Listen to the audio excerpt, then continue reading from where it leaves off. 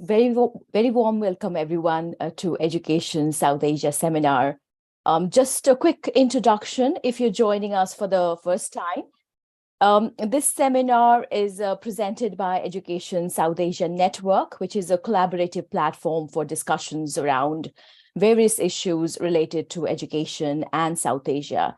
And as many of you already know, since July last year, we have been running a series of seminars on the theme of education and South Asia, and we've been presenting it through this forum. And this term, we are presenting this seminar series in collaboration with IOE, UCL's Faculty for Education and Society, and INDOC's India-Oxford Initiative.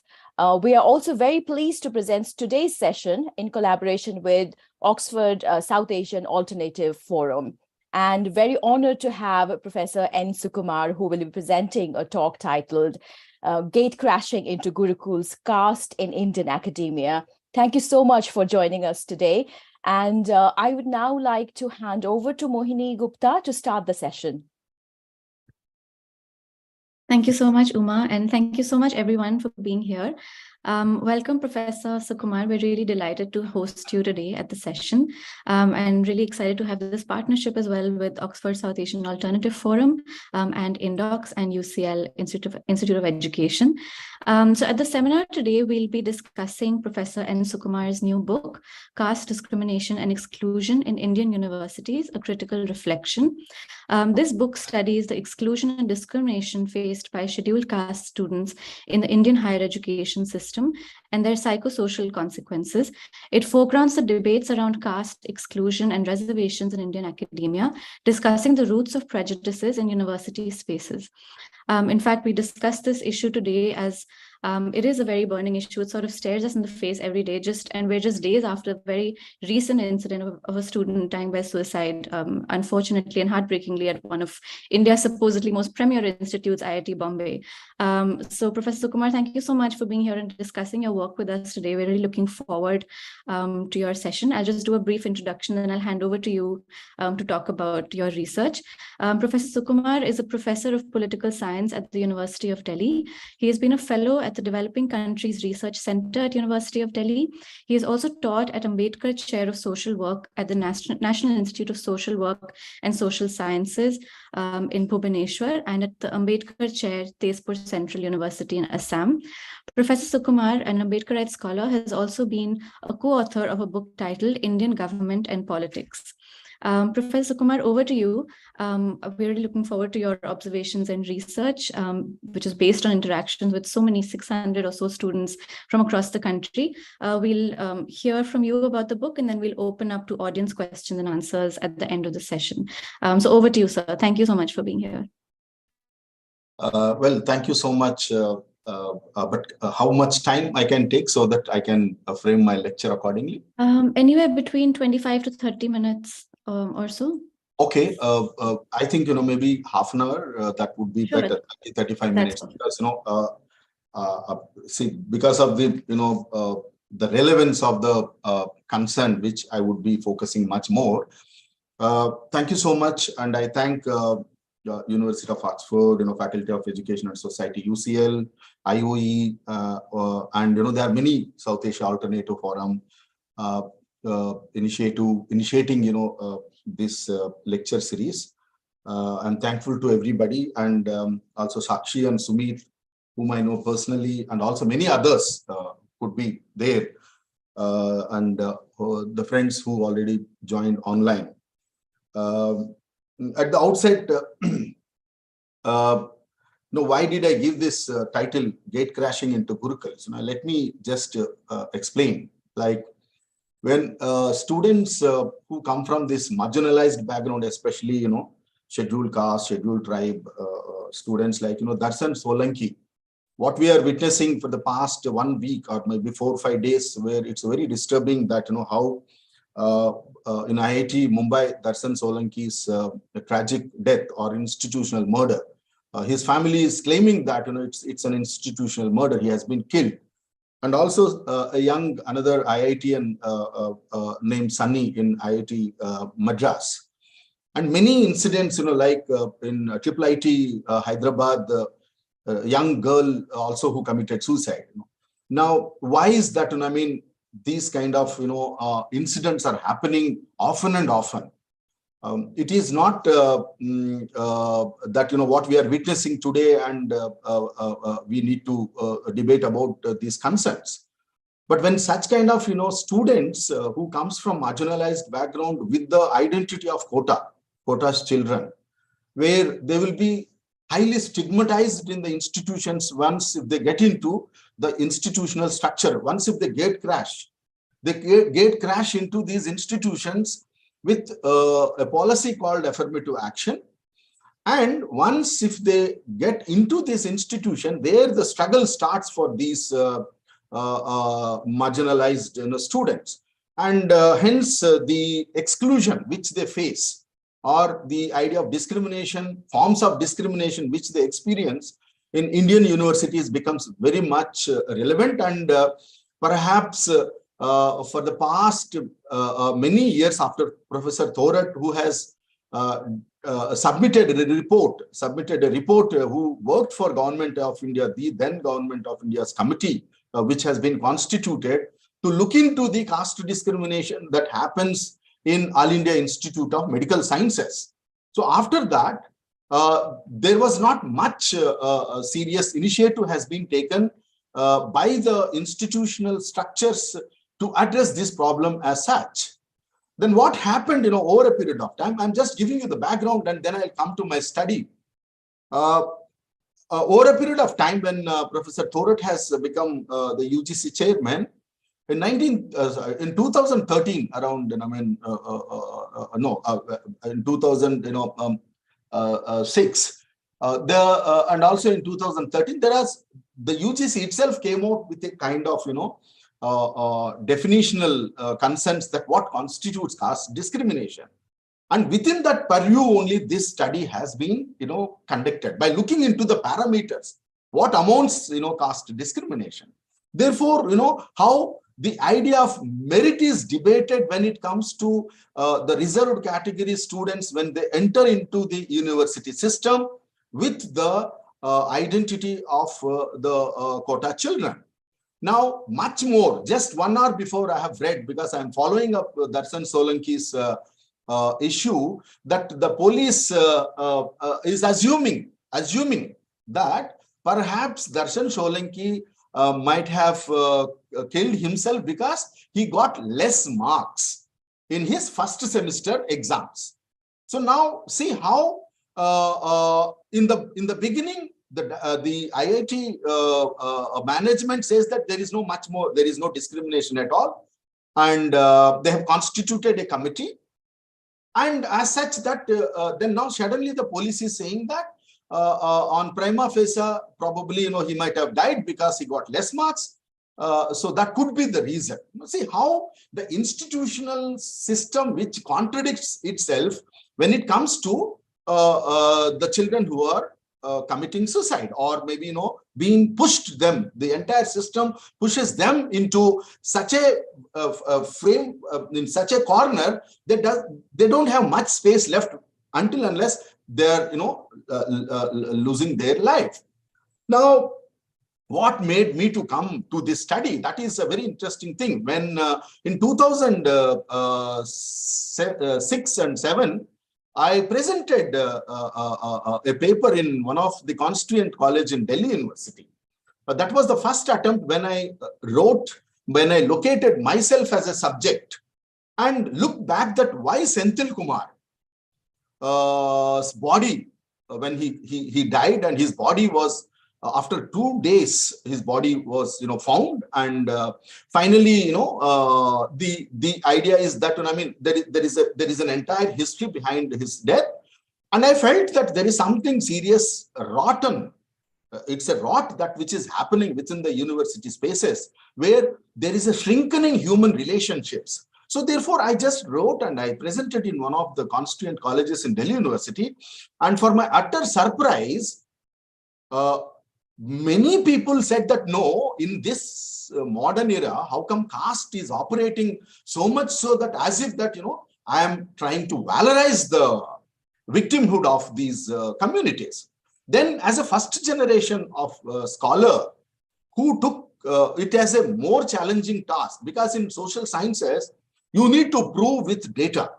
Otherwise, whatever the arguments which you put forward in front of the academic audience, they don't believe. And that audience who was there even at that point of time, they felt that nothing as such, this much would have not happened. So therefore, they at least 50 to 60% of the people who were there, they said that this is not a valid argument.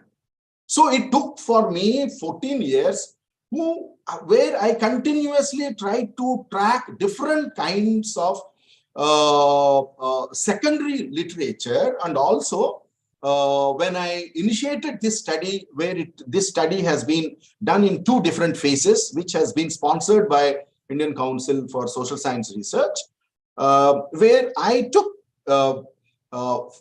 600 scheduled caste students sample. And this 600 scheduled caste sample comprises of both men and women, and from 10 universities, 5 from state universities, 5 state universities, and 5 central universities. And in each university, I picked up 60 samples,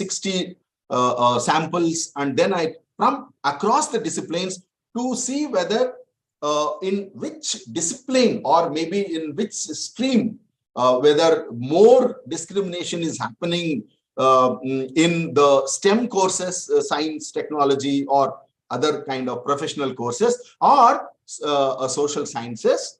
And such kind of measures which I took when I tried to devise my own sample, and I tried to look into the social psychological concerns, that how once if the person is excluded or experiencing this exclusion, how it leads towards to further forms of exclusion within the university spaces. And I have divided the university into different spaces.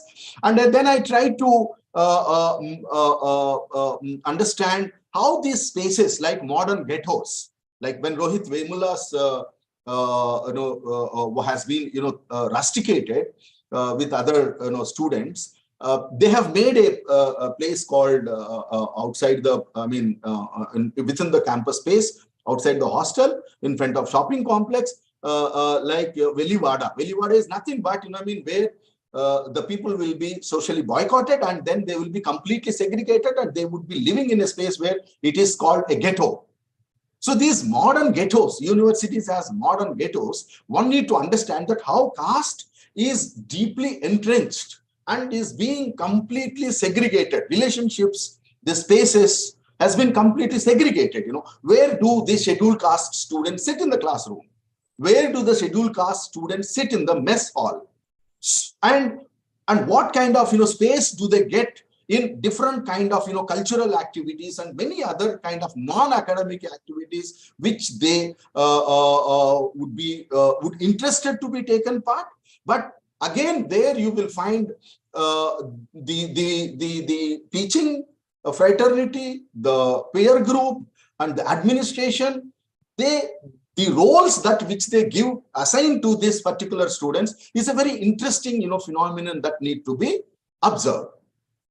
Now, whenever like even for that matter, when Ajanta Subramaniam and people like Bharat Rathod, after Ajanta Subramaniam's work in IITs, that is a very pioneering work, which one can take it as a base to understand how these, the idea of hands versus brains, that as if that, people who have brain has a different way of role in academic institutions, whereas who work with hands have a different role of, different role within the university or academic spaces. So the idea how it is being deeply entrenched has been very systematically, given by Ajanta Subramanian.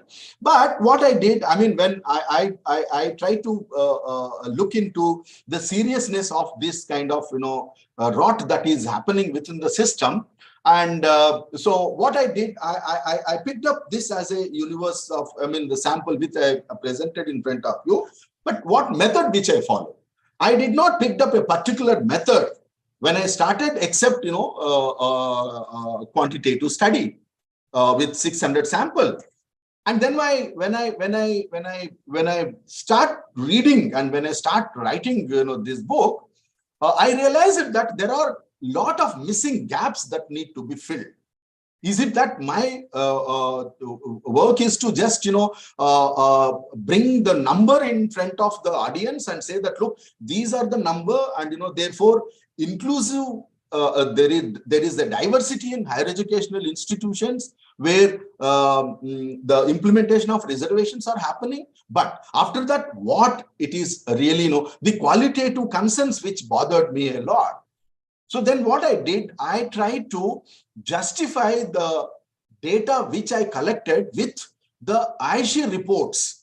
The Government of India, which publishes AISHE report every year, mentioning about different the data pertaining to higher education, and also which more issues like teacher-student ratio, and within that the categories, scheduled caste or social categories, gender, minorities, all kinds of data which will be given in this reports. So what I did, I tried to map the 10 years data of AISHE report, and I questioned in my book that, look, the due share of these communities are yet to be achieved.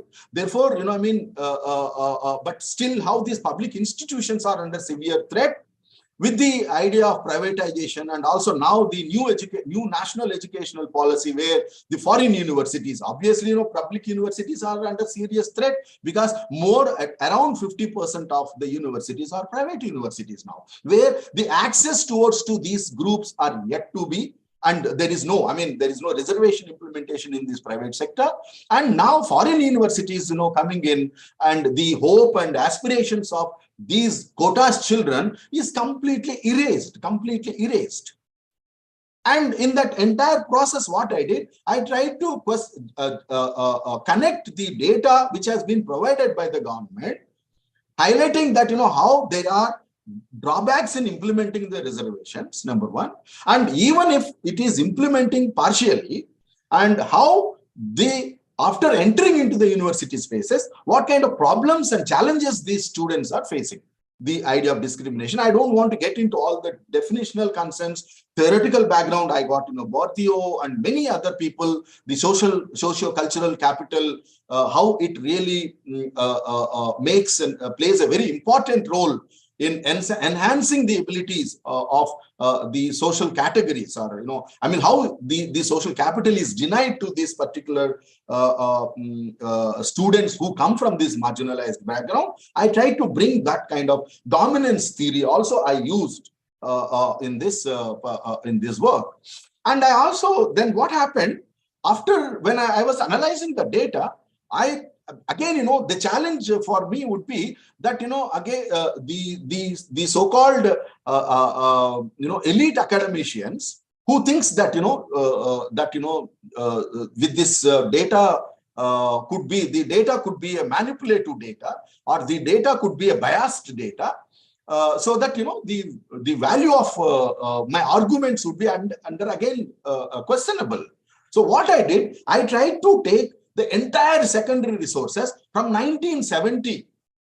The IIT Mumbai study, that was the first study based on scholarships, what we are talking about today's Darshan Solanki, from 1970s onwards. I tried to map the entire review of literature. And I brought different blogs there, which contributed immensely in this context of discrimination, like Roundtable India, and also the Live Wire, which I picked up certain, the entire secondary data to justify my field data, the forms of discrimination. I'll come to that in another, 2-3 minutes. And while doing that, I felt that, look, there is something which is called, which is missing in my work again. So I felt when I was reading the Caravan report that has been reported when Rohit Vemula's institutional murder has happened. When I was reading Caravan, that how the entire dominant structures within the institution comes together, sabotage the death of a person, even for the sake of, let us say that, even if let us say that if not scheduled caste students are committing suicide, or that what is happening to these institutions where the young children, young minds cutting across caste, class, gender, where they're losing their lives. In fact, if you look into the data of the Government of India crime record, young college going to university going children are committing suicides in the system. Whatever may be the reason, it could be pressure or it could be a number of things. So within that, the majority of suicides belongs to marginalized groups who cannot cope up within the system. So then what I did when I was reading Thorough Committee report and and other insight by Anup, who has mapped the entire suicides of the scheduled caste children in different universities, I felt that why can't I write something, a chapter on suicides? Then I consulted a very known sociologist, couple of sociologists in Delhi University and JNU. I asked that, is there any work that has been done on suicides in India, on student suicides in India? For my utter surprise, nothing has been done, even till today. The more, see the level of, academic, exclusion of certain topics. Let us not talk about even the caste context. Majority of the students who are committing suicides is not becoming our research agenda. So what I did, I tried to map 6 suicides, especially when it comes to scheduled castes and also scheduled tribes, even I included Payal Tadvi issue also in all the 6, suicides. So therefore, I want the suicides to come in here precisely because there is not even a single study that has been done. In IIT, the references were made, but not a single study.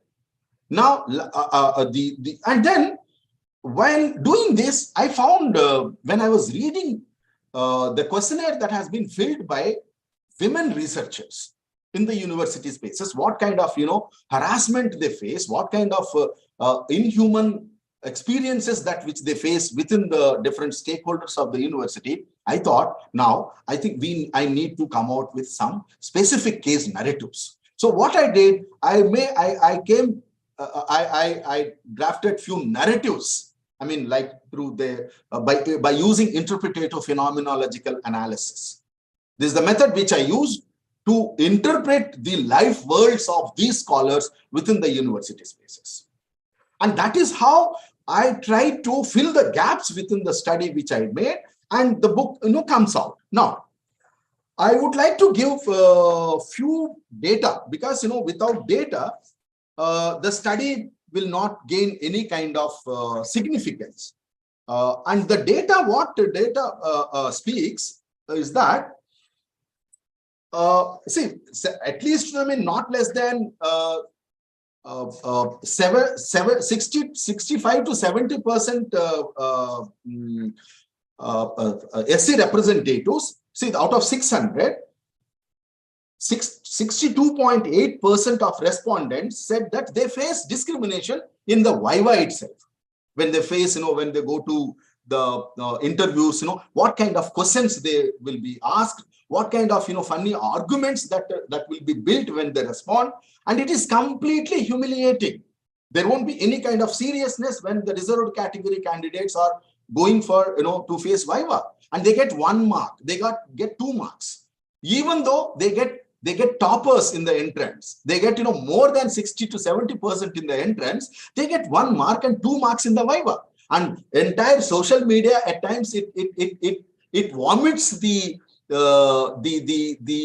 the hate on the reserved category, when it, and the data also, I mean, when few people, files an RTI and it is being revealed, and it is in all public platforms. JNU has filed a case on this, 100% Viva category. I mean, on making 100%, Viva as a weightage. So therefore, Viva, when 62% of students who are saying that we face discrimination in Viva, that means your entry into the research is being scattered. You may have, policies, you may have a number of fellowships to enter in the university, but still you don't have any entry space which is slightly free. It is highly contested. Then, those who said no, because they were all post-graduation students, so therefore it is not applicable. And my book is on online free. You can read it, and you can see how it is highly significant. And then when it comes to perception of other caste students towards fellowship, because fellowships, Senthil Kumar died precisely because his fellowship was stopped. The institution brings with new ideas that how to create bottlenecks for these reserved category students, because they felt that JRF is being written by written test so that it is highly meritorious. Rajiv Gandhi Fellowship has been introduced by Professor Thorat to encourage research among the scheduled caste and scheduled tribe and other. There are many. Now Maulana Azad Fellowship has been completely withdrawn by the government of India. Okay, and the fellowship money has been scattered down. And government of India is arguing that, look, there is not necessary to spend much more money on higher education. I don't want to get into all this, but now the perceptions of the students see that, how when it comes to the scholarships towards to the scheduled caste students, ye to government damat hai, they are all government son-in-laws. They will get fellowship. Why say so? You will get fellowship. So, what is need to study? And now you got fellowship. Now you will get a bike, and also you will get a girlfriend. So, see how, and also you will wear jeans. See the idea of creating a sense of humiliating atmosphere for these, and also the wording is very problematic. They say that these people are becoming Ambedkarites. So Ambedkarites becomes an anti-institutional concern. So therefore, the surveillance is being used against them to block their entry, and their social media accounts are being completely observed before they were conducted interviews for their PhDs and for the jobs also. Much recently in Delhi University, a law student Mayank Yadav, who is an OBC, other backward caste student, who has filed a writ petition in High Court asking that why OBC candidates has been not called for interview in law department PhD interviews. Overnight, now, when it comes to this, overnight, the institution starts functioning at 1:30. The court, based on the, when he went to the court, the department calls that, issues a letter to 30 to 35 OBC students to come and face the interview. And ultimately, the result is Mayank Yadav have not been selected. Okay, now, so 402 responses, because there is a multiple responses for the same question. Envy, they feel so much so envy, and 298 people said also that they feel castigate or very humiliate responses, and 264 responses came on for scholarship. They said they're all unworthy, they're not worthy, but still they get. See, we work hard, and they don't work, so therefore they are not worthy. So why should public money need to be wasted for some such kind of unworthy people? So such kind of surprise. Sometimes, Hare, you also got fellowship? No, this kind of so they, like this. But only few people who felt 70 responses, which says, okay, acha, very good. No, you deserve it. No, happy. So, and this is the state of the condition within the university spaces. Then, when it comes to forms of discrimination, 2-3 tables, and I'll stop because I know that there is no time, but I'll just make 2-3 interesting explain 2-3 tables, and I'll stop. Now, forms of discrimination in the classroom, laboratory, research activities, XYZ. Out of 600, of course, I've interviewed 600, but multiple responses again here. So caste-based discrimination has been mentioned 434 responses. And language, which is also something to do with the class and caste and also the gender. 206 responses, they felt that, we also face discrimination based on language.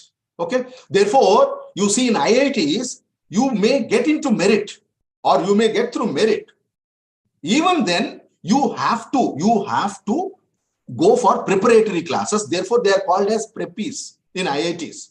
I was told yesterday, where I was part of a seminar, international seminar, Professor Sudhanshu Bhushan, who was mentioning that, IITs gives a separate color form for scheduled caste students to fill.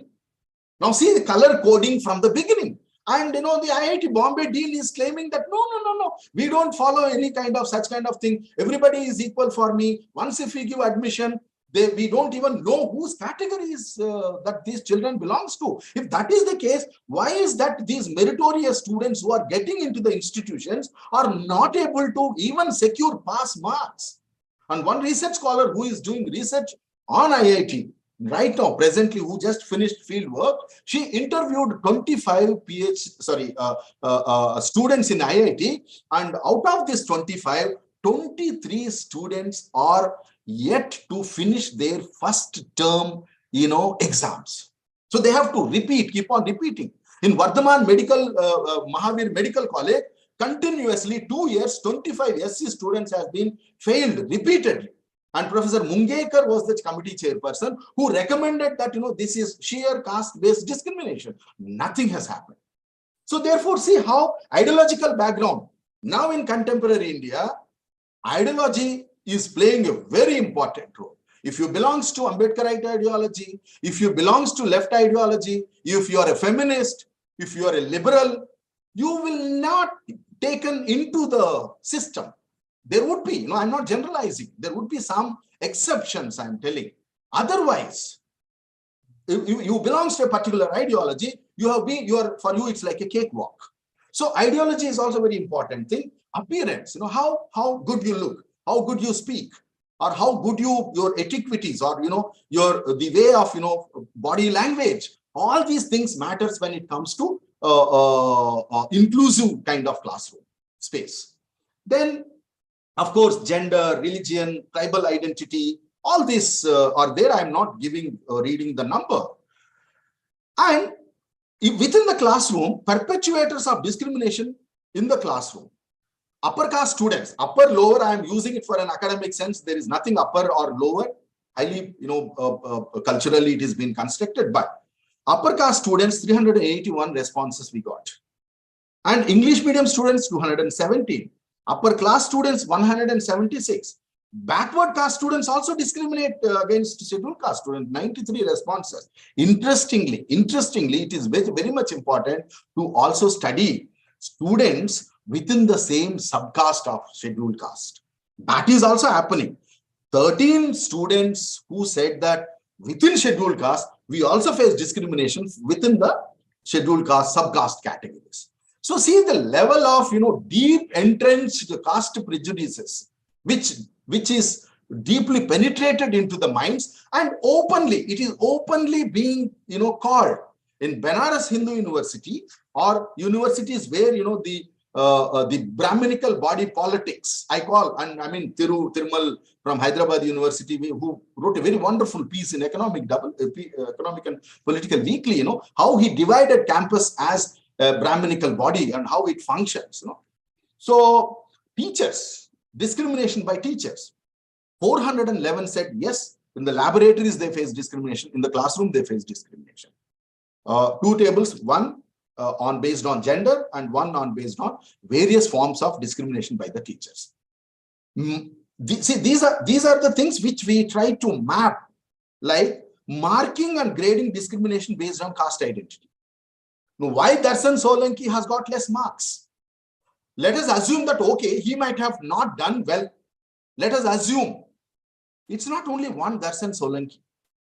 Why this only scheduled caste students or other backward caste students are committing suicides in IITs, university spaces? We need to seriously retrospect. As if that even after getting qualifying with the entrance examinations, which the so-called university which conducts it.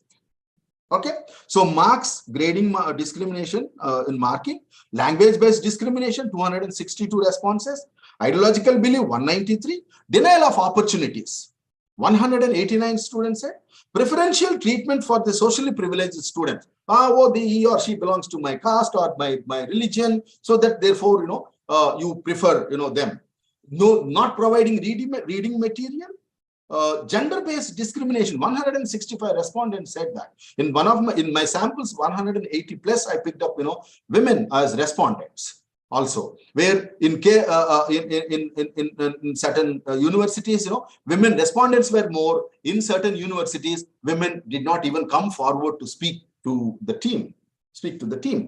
And not facilitating participation in the classroom discourses, non-approval of term papers and assignments.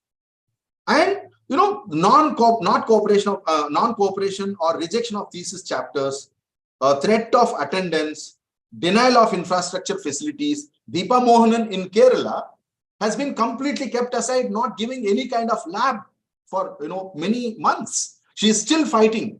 Her fight is still going on. Similarly, many scholars, who died, with this kind of discrimination is ample example for this thing.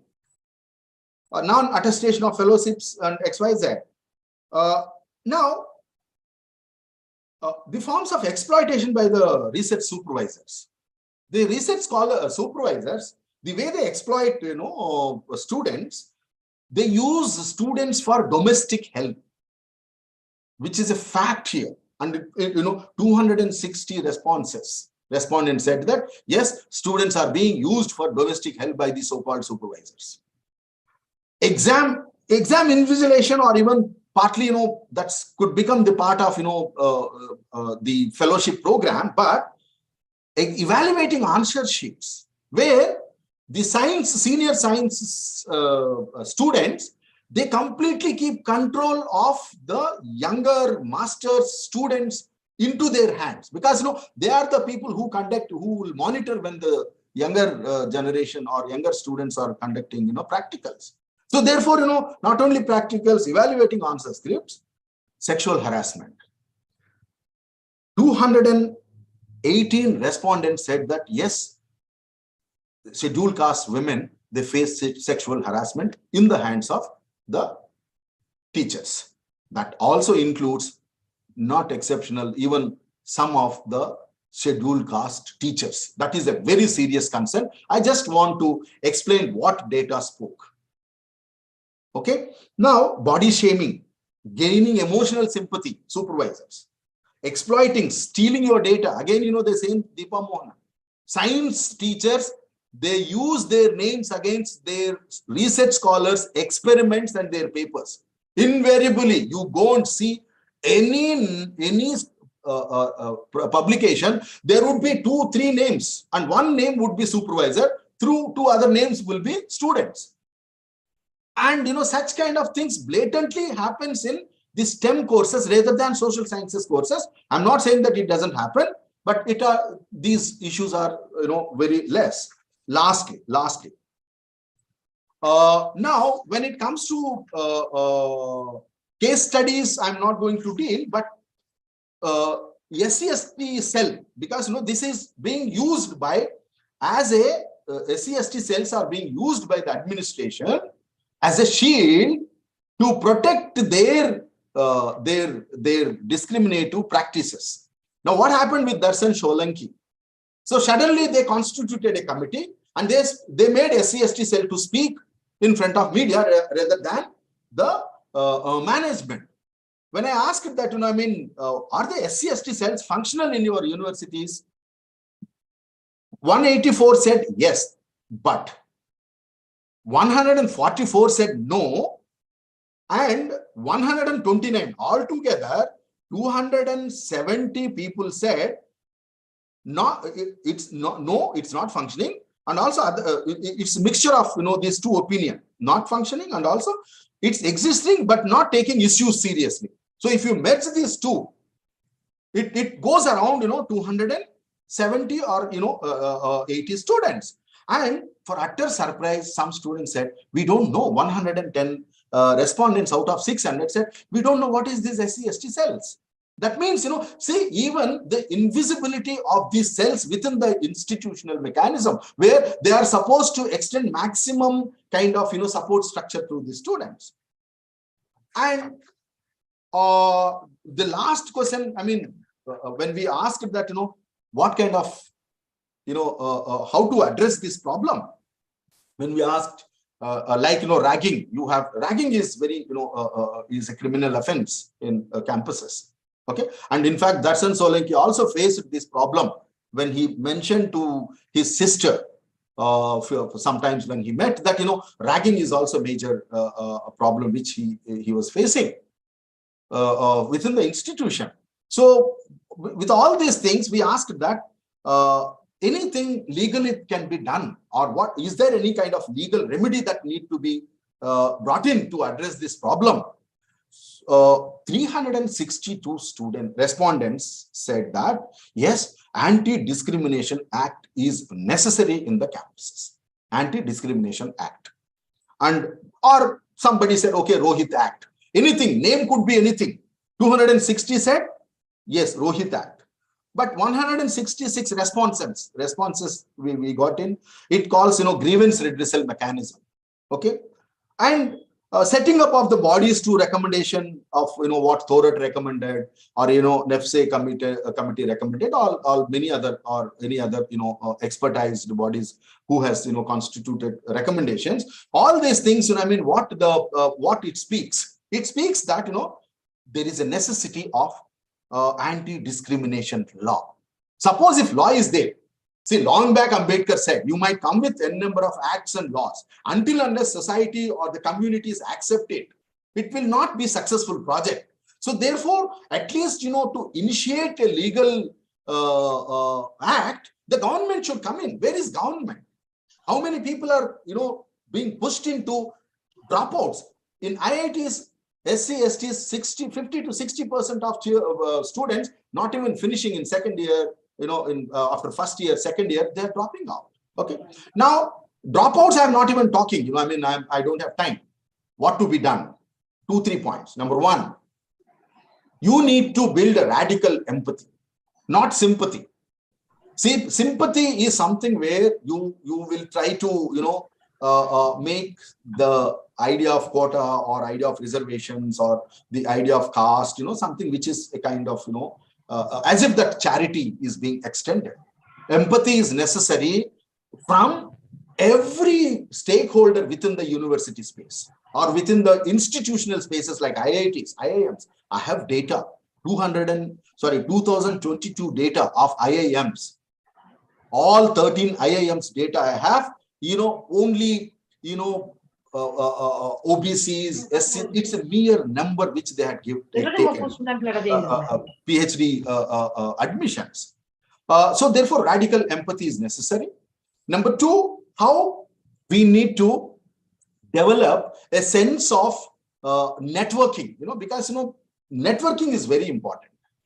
If you don't have networking and, we're standing with these students who are facing problems, like, grievances need to be addressed properly.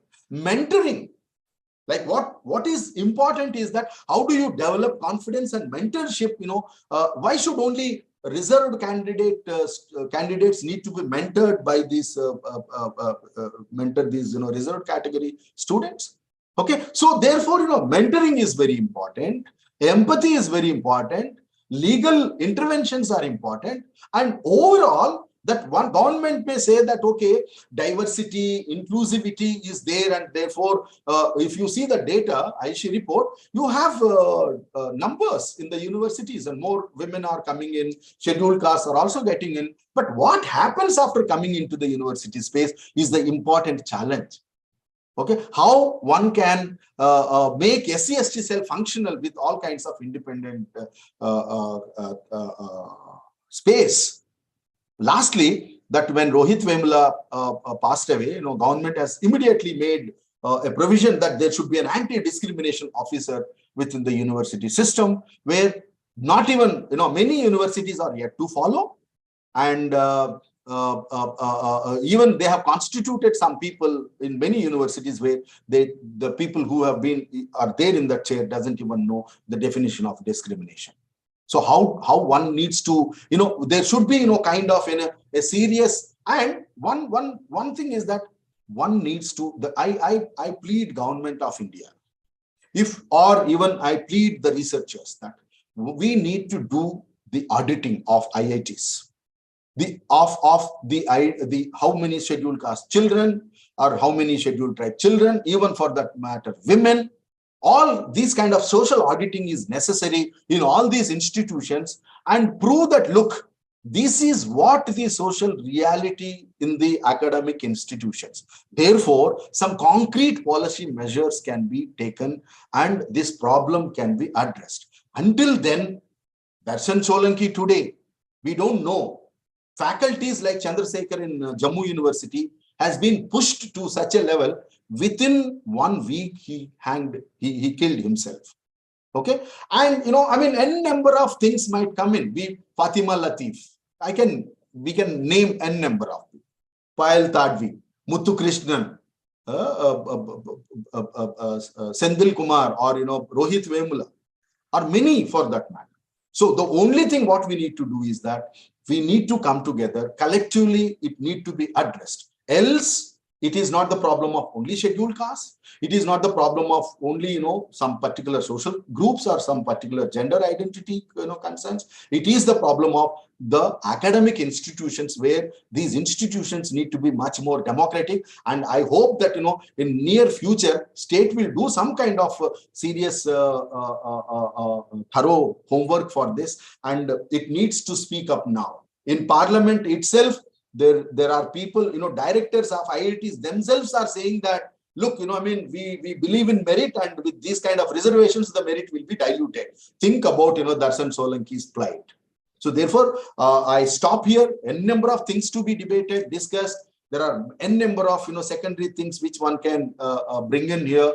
And I haven't even brought many serious concerns which are involved in this. And in fact, I have used only 20% of data in this book. Probably I might come with 1 more or 2 more books. We don't know. Books might come, but we need some radical empathy. Therefore, I stop here, and I once again, I thank all the organizing, institutions and individuals. Let us make the academic spaces much more inclusive. You are all on that front. I request everybody to be part of this empathy. And thank you so much asking me to speak on your floor. I took a lot of time. I'm sorry I was not able to cut my data or whatever it may be. I thought now I'll stop. Thank you so much. And JB. Thank you so much, sir. That was absolutely illuminating. I didn't want to at all interrupt you while you were speaking, because there was so much to learn from, and there was so much to just absorb and understand. And it really is so disturbing to hear about the multiple ways in which all of these institutions contribute towards this violence on an everyday basis. So thank you so much for bringing that kind of nuance, about this very intimate connection between education, pedagogy, and exclusion through your insights and your data. And I think these 3 takeaways have been extremely helpful and important for us: the building radical empathy, building a sense of networking and mentoring. I think that's something we can all really take away from this talk at the moment. I know there are a few questions, and we do have a few minutes. So I'd like to invite Rashmi Kumari to ask her question, if you're here. Yes, hi. Can you hear me? Hi. Yes, we can. Jai Bhim, sir, and thank you for this really important, concern that we are facing almost like every day in higher institutes of higher education. And my question was, I'm especially for last few days really aggrieved by Darshan Solanki's death and institutional murder, and my question stems from that. My question is, when caste-based institutional murder and oppression takes place in all of these institutes, whether it's STEM or social sciences, casteism is rampant. And most of the thing that gets talked about is coping up and mental health of students who come from marginalized backgrounds. And this becomes the central narrative. And there is a huge mental impact on the students, and that has to be taken into account, and there has to be support network in all of these places. But my question is, how do we make the students from the privileged caste, how do we make them stop doing the harassment? What structural and systemic steps and policies can be taken apart from legal and, because legal comes into place only when there is discrimination and when that discrimination is recognized. And most of the time, these students are, when they're committing these harassments, they do not even recognize that they're discriminating. They do not even understand that what they're doing is actually wrong and it's violence. So what can be done? One of the things I was thinking that maybe the JEE exam and such entrance examinations can take into account the sensitization and have a caste, syllabus, or have a caste-based operation as part of the exam itself, entrance exam itself, and then they have to cram it up like they do with other subjects. But I would like to learn from you what other structural issues can be implemented by the government for these students to stop harassing and stop discriminating. Thank you. Should I address each question, or should I pick up questions and then address so that we can save some time? We can invite one more question if you're okay with it, sir, and then you can address Okay. two together. There's one more question from Shireen. Shireen, are you here? Yeah, I can. Can you hear me? Yeah. Yeah. Actually, it's great because my question is related to Rashmi's. Thank you so much, Professor, for the talk.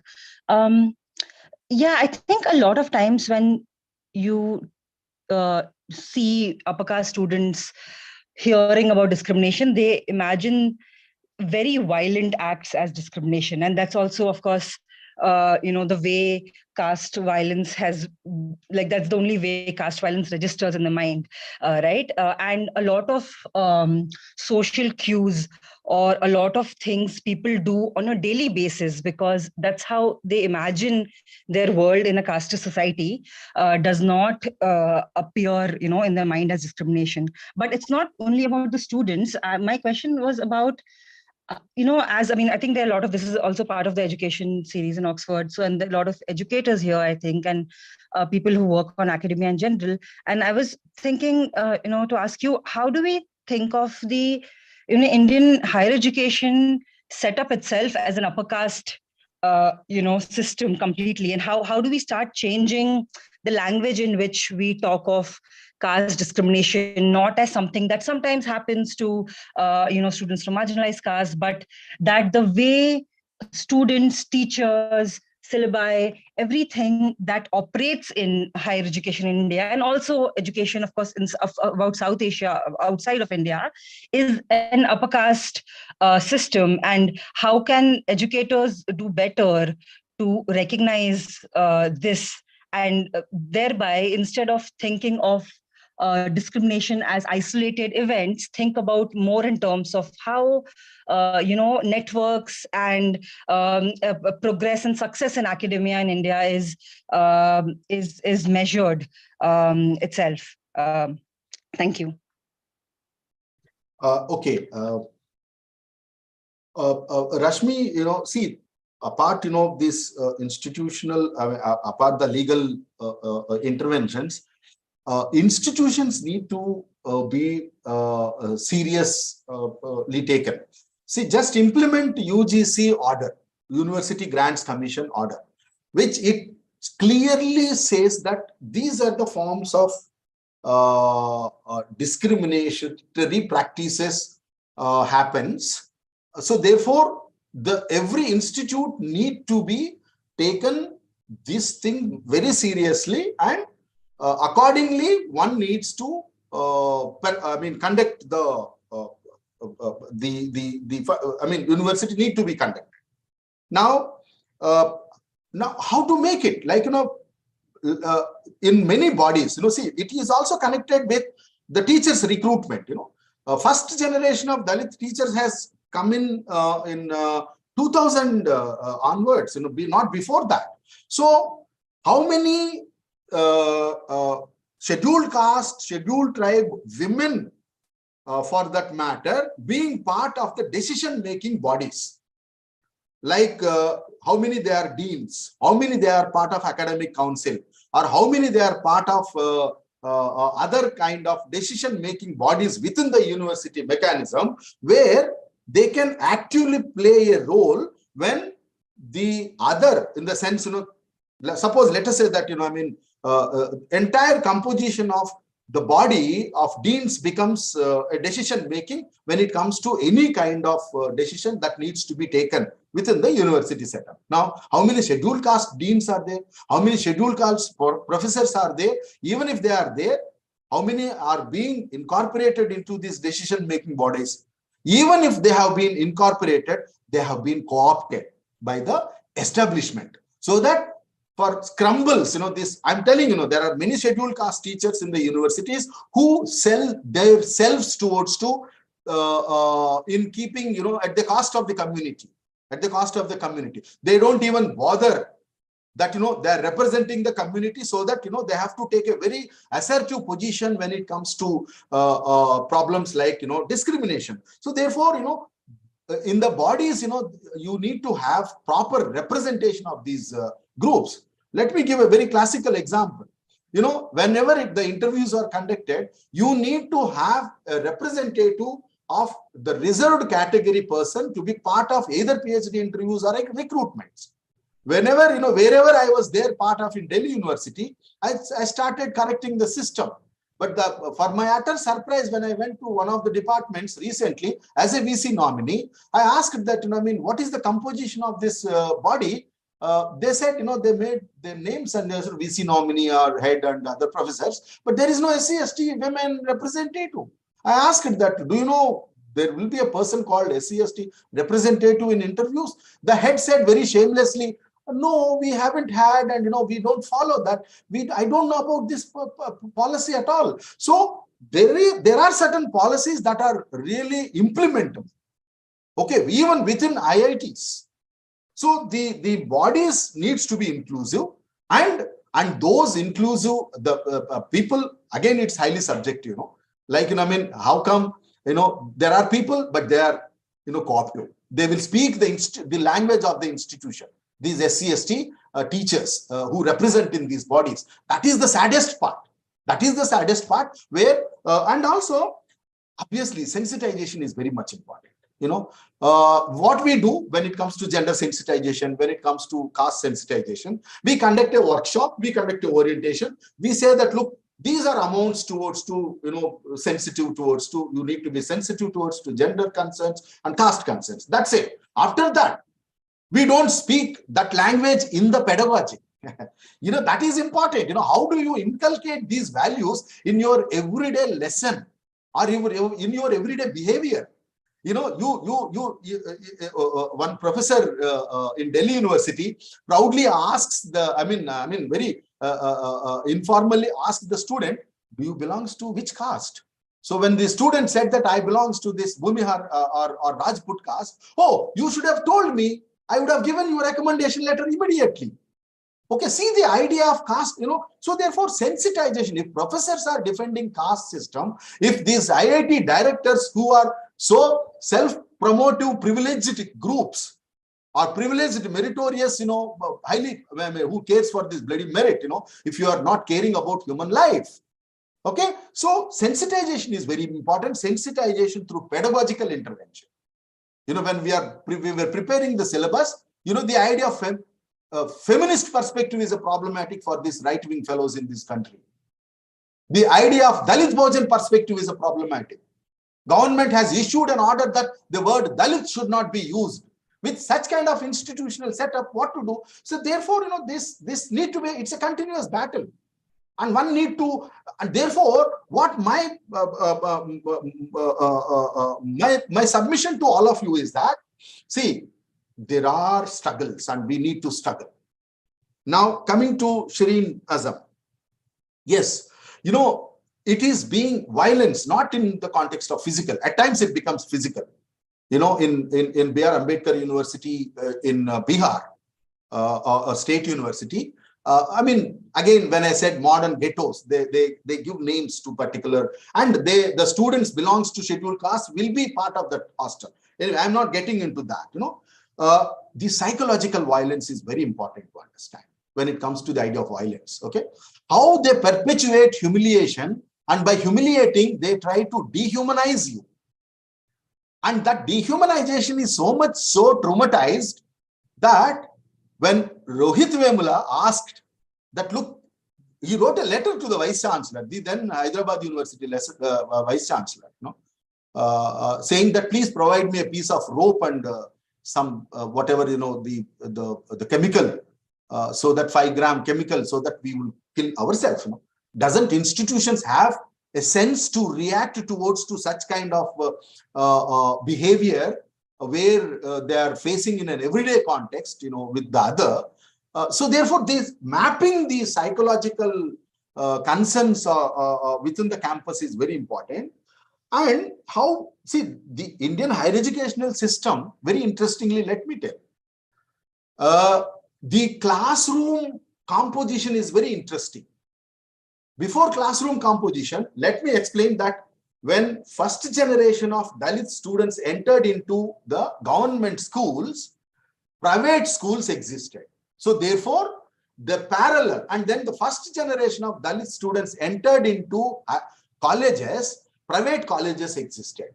Now the first generation of Dalit students entered into universities, the private universities entered. Now there is a parallel system that has been emerged over a period of time.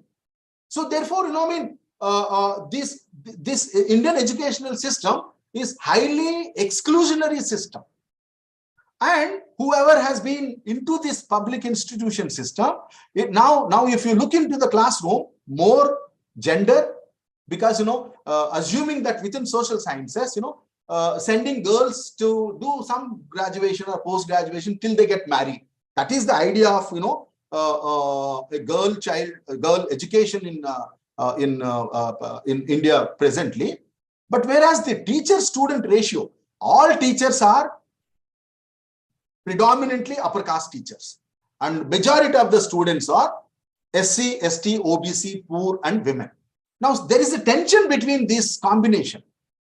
So one needs to also understand the liberalization policy, how this has promoted this kind of hierarchies, and then one needs to also deeply understand how to change this system. Now foreign universities are coming.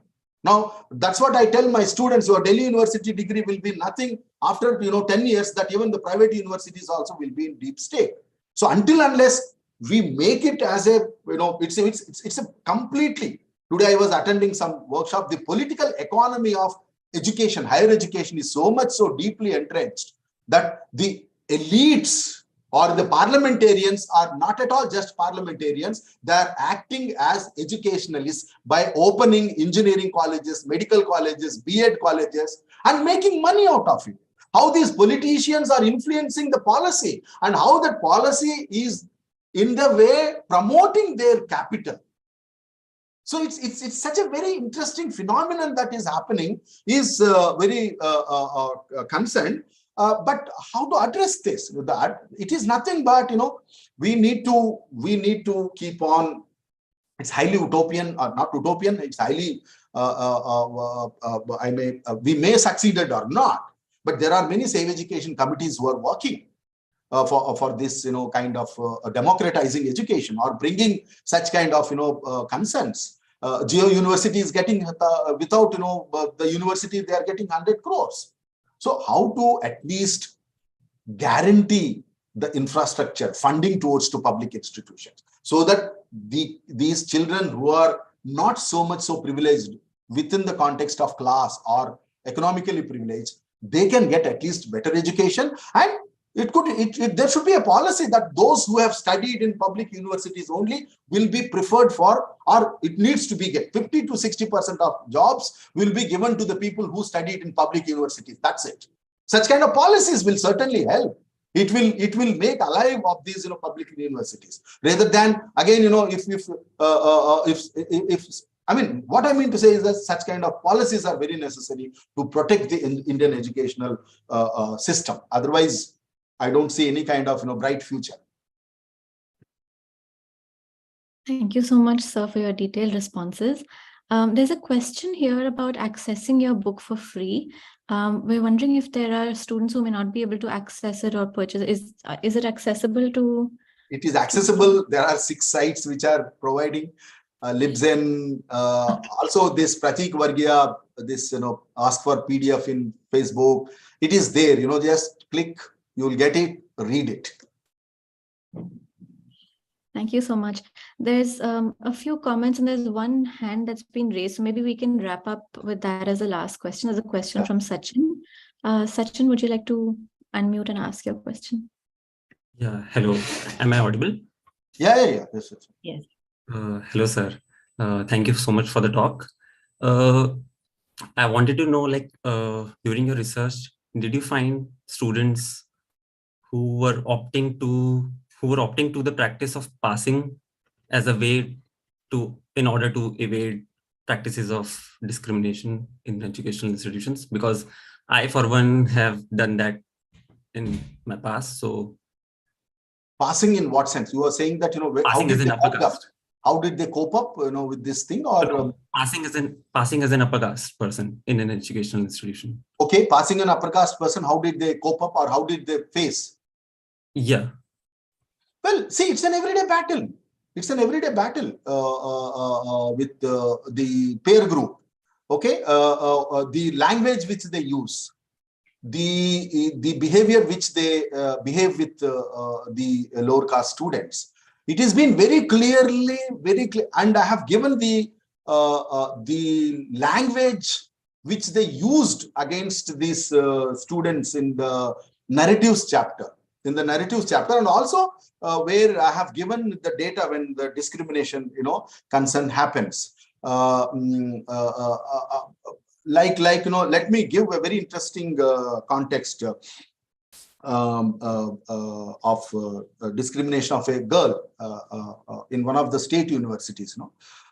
She says that they have been completely surveilled by the peer group, the teachers, and immediately their movements within the campus, if they are active with the Ambedkarite groups or any anti-caste ideological groups or any protest, and that will be communicated immediately towards a set of people who are very actively takes part in the university decision-making bodies, including the administration. Number one. Number two, what they eat, what they wear, how they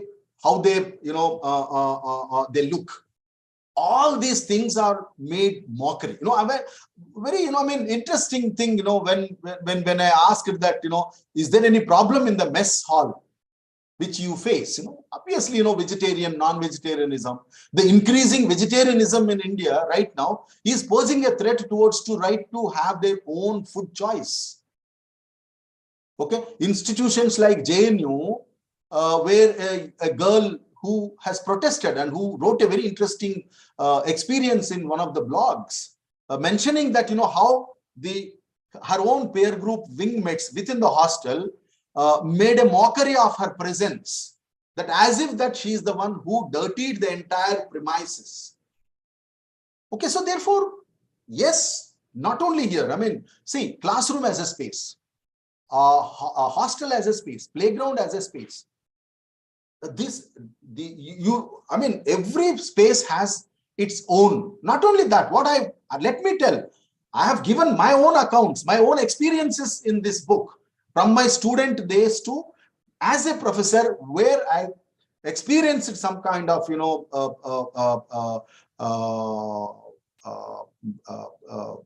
discriminatory practices that has been followed by my own department. My own department. Okay, one may, I'm boldly protest. I face the challenges, but how many, of these, students, young boys, girls, especially girls, the way they face problems is really very serious. I'm telling. very serious. And one cannot, I mean, like Vandana, who wrote a article in Gender Studies journal, Sage Journal of Gender Studies. She, I mean, the language which this professor uses, he says that, I mean, I should not use this, but I am, for the sake of, academic, debate I am using. She explained the sexual harassment that the girl students face in one of the universities in Uttar Pradesh. Okay, and she says that, the professor's language is highly derogatory, sexist, and, misogynist kind of language. I'm not using that language at all. Okay, so see, if teachers are using their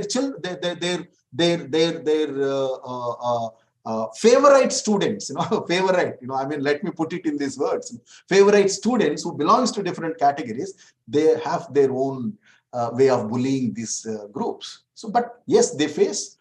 And interestingly, when I asked all 600 students, very single digit number said that, we can't cope up, we are doubtful, but at least 550 plus or 560 students said, yes, we are facing this, we will face, we know that we will face, but we will not give up.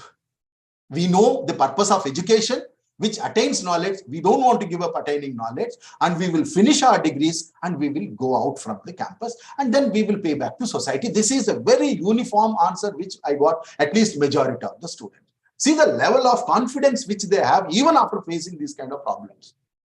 Okay, they know that, I mean, they are facing everyday kind of, psychological violence from the peer group, from the administration. Fellowships is a major contestation. So these are all the things, Sachin. Thank you so much, sir. I think maybe we can wrap up the session now. We've gone past our time a little bit. But I want to thank everyone who was so engaged with the session. We have a lot of comments, sir, on the chat. Yeah, I'm going through that. How do you see NEP 2020 and institutional? See, I see NEP is a very problematic policy. How? I mean, there is the word caste and the word discrimination, the word inclusivity is hardly mentioned. Maybe one place, or and social exclusion or inclusion, discrimination, nothing as such it has, contains. Now, this is not, I call it as new national exclusionary policy, educational exclusionary policy. And I also call it as, because, they valorize, exit system, which is highly exclusionary. A state which is supposed to speak the language of inclusivity, asking the students to get free and compulsory education till their post-graduation, or even beyond post-graduation, till their research studies. They're asking, we will give you certificate after 1 year, diploma, and we will give you 1 more year as, certificate and diploma course, and then partial degree and full degree, so that whoever has money, you study. Who doesn't have money, you go out. There is an exit policy, and be happy, so that you do all kinds of skill-based work, skill-based professional courses has been introduced now. So those who don't have money, you go for skill-based course, you become mechanic, you become small time, salesman, or, small time journalist, reporter. But those who have money, they will keep on studying. So my only, concern is that, how this new, again, national, if you don't use national, and it has not been thoroughly debated at all, I am telling you. It has been implemented so much hurriedly, that 4-year undergraduate program, whether it really suits or not, no one knows. How many papers are there? What kind of pedagogical interventions are there? Everybody is in so much pressure where it has been implemented, and it is being made compulsory now. Common entrance, one nation, one exam. Like when today's newspaper, which speaks about when Jamia said that we don't want to be part of this, the common entrance, because NET, that National Testing Agency, NTA, is messing up the entire system of examination system. UGC chairman says that no, it is mandatory, you have to follow. But whereas universities has their own autonomous, they can take a call. But there is nothing such kind of autonomous is being, it is there on practice paper, it is on practice, it is nothing. So therefore, the new national educational policy is promoting the agenda of saffron agenda. It is nothing but promoting the agenda of saffron. You see, promoting the culture, what kind of culture, what kind of value, all these things. And so therefore, I have a serious problem with this national education policy. That's what. Do you know how many, if any, academics belong to the groups who have been discriminated against in your data? Academics means, Rashid, you're asking in the context of belong to the, see, I'm talking about 600 scheduled caste students, okay? Per se, teachers I haven't asked, but informal discussions, of course, teachers are also facing problem, no doubt in that. Among the 600, 78% of respondents said that they faced discrimination. Rest are, probably their class background, or maybe, they might not able to comprehend at times that what amounts to discrimination and other sort of things. So therefore, my data clearly explains that, yes, a majority of the people experience discrimination in multiple forms, in multiple spaces within the university system. And I also, as I said, I have substantiated with the secondary data as much as possible, with the by quoting n number of institutions. And also, let me tell that I am the signatory of one of the paper which I have submitted to the department as anti-discrimination person within the department, where we have to compile the data and send it to UGC. Randomly, we filed RTI that asking the data of discrimination data from UGC. UGC sent us a reply saying that we have not received a report from Delhi University, where I am the signatory, from my own department. Now, imagine such kind of lackadaisical approach of the institutions. Universities, like schools, reflect the society in which they are situated. So to counter discrimination, there needs to be more diversity among those who teach students. This is the collective wisdom from years to research in Britain too. Yeah, somebody responded to,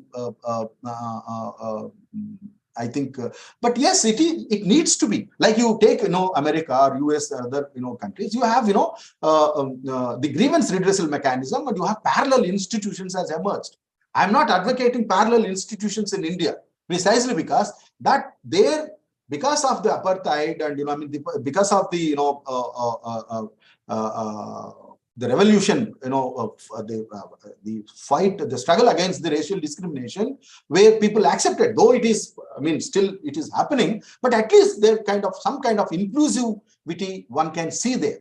Problems are there. Therefore, now equality labs comes in. Many other, concerns are coming.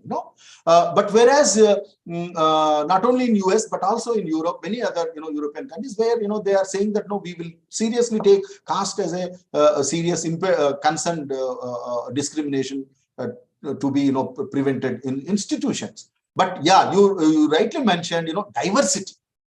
Diversity among students is there, but also the class diversity is missing, number one. But teachers are highly privileged caste, whereas majority of the students are lower caste. So there is as I said, this tension, that once if it at least balance the diversity, this problem cannot be achieved. You are right, that needs to be brought in. Where can we access your book? I already mentioned Madhuri. Then Karnat, Jani, that is a key point. Scraps of representation thrown at people at the cost of community due to this. Yeah, of course. One can witness. Otherwise, I'm telling that the entire universities or IITs, they use scheduled caste faculty by constituting committees with the scheduled caste faculty and ask them to prove that institution is not wrong. Why every time scheduled caste student committing suicide, that becomes personal reason rather than institutional reason, where very much that institution becomes part and partial to. And it is blatantly, and the committees which are constituted within the university are none than scheduled caste members, majority, because the university want to claim that we are very inclusive, like what this IIT director is saying that, we don't even know that which background this student come from. Therefore, we are highly inclusive. And the most disturbing thing which I felt after reading today's news, that the shameless IITs, they are saying that no, we try to accommodate the interests of the students. Whenever such active things happens, we arrange flight tickets for the parents to come and visit the body, as if that they are doing bloody, great favor towards to the family. Are you not accountable to such kind of things? So this is what very much problematic when it comes to representatives who are being co-opted within to be part of the system. Tokenism issue also, just in the name only. Policy is not taken up in different places, and it appears that it is not done at IITs as an elite. Of course, IITs, IIMs. I should have given you the data that how IIMs are highly casteist and highly within quote, again, to protect their merit. The entire in fact, Indian Institute of Sciences, Ajanta Subramaniam's work is very masterpiece, which she talks about all these, disciplines like sciences, IITs, IITs, they're, only spaces for the privileged communities. As I said, 50% of the people who are getting in, though very less percentage of PhD seats are being filled, but 50% of students who are not able to finish off their studies, and they are dropping. There are n number of dropouts. And to give the, it is very important to give the data here of the IIMs. Okay, and just a second, I'm trying to track the data, which is very important. And I don't know how many of you know about this pathetic data which talks about. Yes, I got it. Yeah. 2022 data, RTI, through RTI has been collected. PhD admissions data for 13 IIMs, OBC students. Out of, I'm not giving you the entire 13 IIMs, I'm giving you the total number of IIMs. 628 OBC students applied. 269 applications has been shortlisted, but only 54 has been selected. Now imagine OBC's data, and then it comes to SCs.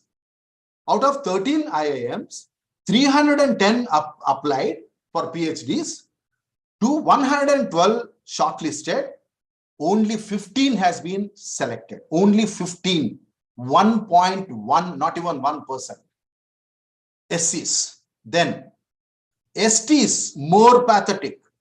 96 applied to all these IIMs, not even one. 49 shortlisted. That shortlisting means what? That means they're eligible.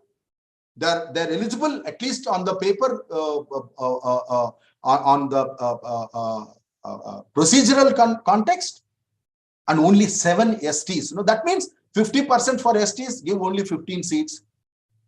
Incidentally, it could be 7% for STs only give 7 seats out of 13 IIMs, and 8 IIMs did not admit a single ST student. 5 IIMs did not admit a single SC student. IIM Nagpur and Shillong did not admit any SC, ST, OBC students. See, this is the tragedy of one example. I don't want to give other kind of examples. Okay, so they are not even implementing, and those who are coming in, you are killing them. Once upon a time, Dronacharya has taken only the finger. Now they are taking the entire life. As a student myself, I have noticed how caste acceptors refrain from discriminating in major or minor forms against some students if they are belonging from an urban development city or a family advanced state, and that probes me to question how there is layered complexities within the caste discrimination. Yes, within, see, their class, their gender, concerns.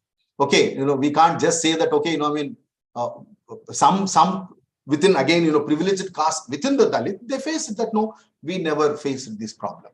We never faced. But there are people who come from very poor background. They face precisely because they have to depend on scholarships. They have to depend on all kinds of infrastructural facilities that is provided by the institution rather than by the family. And therefore, this, cultural and social capital comes in within the caste also. Political economy is important to consider this as an invisibilized in the caste class struggle. The global parallels are many. Of course, it is very important, perspective. And I think, yes, I think Indian Institute of Dalit Studies. Today morning, I was part of this political economy of higher education. There had been a huge discussion on the proposed project which they are doing, that how the nexus of the political and the bureaucratic and other kinds of elite network which is shaping the policies, and that policy is ultimately helping to generate their own capital, money making, surplus money making, so therefore private colleges, more private colleges, disinvestment, closing down of all the public universities, it would be, a near future, if not all, maybe they will completely, now the fee structure, only people who have money, who can afford, even within the public institutions, self-financing courses, how do we understand this?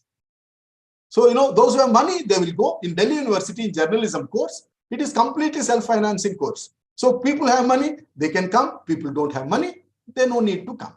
Within the public institutions, government funded public institutions. Okay. Sorry to interrupt. I think we'll have to also wrap up the session. Okay. Yeah. Go ahead. I'm conscious there are questions and comments we may not have addressed, but I'm going to save them. And I'll share them with you, sir. And please. Anyone from the audience would like to maybe get in touch with Professor, they can reach out. You must also sort of, read the book. And I hope that everyone will keep engaging with these issues.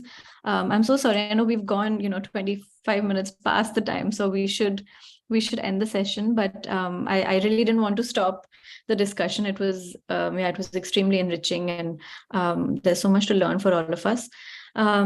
So yeah, I'm so sorry, but thank you so much for all of you who are engaging and who are sending us so many comments and questions.